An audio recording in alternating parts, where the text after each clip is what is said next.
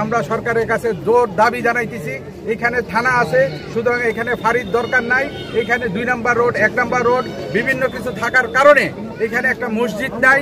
অবশ্যই সরকার একটা মসজিদের জায়গা আমাদেরকে দেওয়া দরকার এবং আমরা এই মসজিদটা চাই এবং আমাদের দাবি এইখানে অবশ্যই এই মসজিদটা থাকবে। এই ব্যাপারে সরকার প্রয়োজনীয় পদক্ষেপ নেবে এই আশা করি আমরা। এবং সবাই দেখছেন আজ কয়েকশো মুসল্লি আজ রাস্তায় নেমে এসেছে।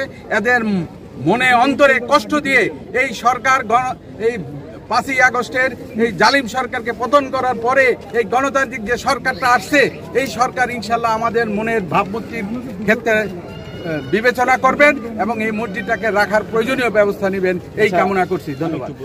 আমরা আনসার বাহিনীকে দেওয়া হয়েছে আমরা জানি না।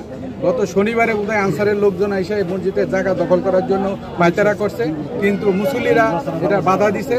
কারণ হুট করে একটা মসজিদের মাঝখানে এসে কোনোদিন ওয়াল করতে পারে না। এর আগে অবশ্যই আমাদেরকে জানাবে এবং এইটার ব্যাপারে মহামান্য কোর্টে বোধহয় একটা নিষেধাজ্ঞা আছে এবং বিচারাধীন রিটও আছে।